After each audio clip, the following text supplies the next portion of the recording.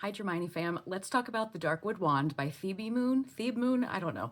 Okay, this is another eighth year fic, like Gloriana set, which is also by this author. The vibes are very, very different. The premise is Draco's a normal teenage boy in that he's randy AF, but he's a unique teenage boy in that he's on probation and trying to stay out of Azkaban.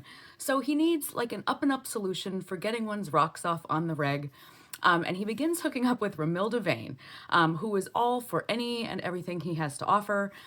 They develop a nice routine, but he's kind of getting tired of sneaking into classrooms and alcoves and whatnot. So one night they finally use Romilda's dorm room, and Draco asks if he can put like a vanishing cabinet style spell on her bed so that she'll magically appear in his bed every night for an hour. She agrees and then leaves the room, leaves him to do the magic, and he performs the spell, only to be interrupted by an orange demon furball, because Romilda had played the ultimate party foul and hooked up on her roommate's bed, her roommate being Hermione Granger. So at 10 p.m. that evening, Draco finds himself in bed with Hermione Granger, who is less than pleased. So now they are spending every night together in Draco's bed.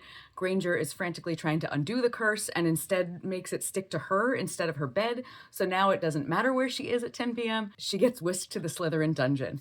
Can I just say, I love fan fiction. Like, where else will you find such a plot and just be like, clearly, naturally, obviously? I mean, it's so brilliant. Anyway, Draco is experienced, clearly, but he's not experienced with the kind of encounter that Hermione is looking for. As the less experienced one, Draco is not her first. That was an interesting little plot twist when we find out who was. So this fic is much more about sexual negotiations, while they both undergo like some pretty massive character development. Draco going from being kind of like a sad sack resigned to spending his life in the dark to someone who has hope for a better future. And Hermione is going from someone who believes she knew what was right, and having all of that challenged as she learns to care for Draco. It was actually a nice little journey for both of them. The villain in this story is Draco's roommate, Tenant Rowell, who, I mean, I hated him as a person, like just the worst.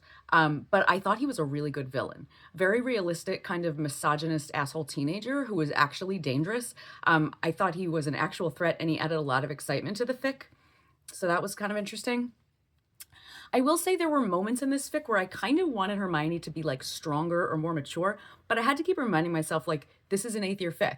I mean, she's still a kid. So it's unsurprising that she is the way she is. And I'm rewatching the movies. I'm watching them with my son, and the way she is in Half-Blood Prince is like how she is in this fic. So I guess like it tracks. I just really loved her badassery in the Gloriana set, but I also love the huge spectrum we get for both of these characters in the fanfiction universe. There's definitely a place for all of the Hermiones that I know and love. Two characters I found extra interesting in this fic because they diverged from fic canon so greatly were Theo and Ginny. Theo was not the Theo we normally get, which is a snarky agent of chaos. Even in the Gloriana set, he's different, but he was different from that one even in this one. When we first meet Theo, my first thought was Bunny from The Secret History.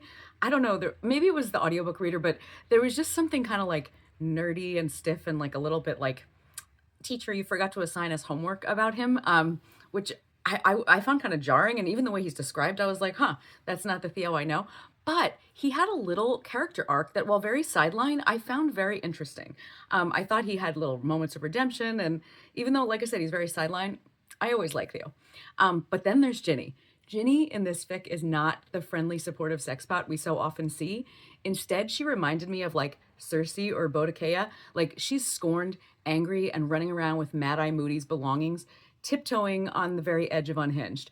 I ate it up. I loved this Ginny. I actually wanted way, way more Ginny because she was super interesting. Like I actually want TheBeMoon to write like the Ginny fanfiction version of her because, whew, really, really interesting. And she does end up with Blaze in this, but we don't get to see it. And I was kind of like, oh man, anyway. This was kind of a long fic. It's over 200,000 words, but I thought it moved pretty nicely and it kept my interest. I also listened to this as an audio on Dramione Archives on Spotify. I thought the reader was very lovely. I actually had a British accent, so that was nice. And I think I got through it much quicker as an audiobook. So there's that. So have you read this one? What did you think? I promise I'm almost done with A Hard Row to Hoe, so that'll be next. Until then, check out my Draco Malfoy Valentines, and I'll see you next time. Bye.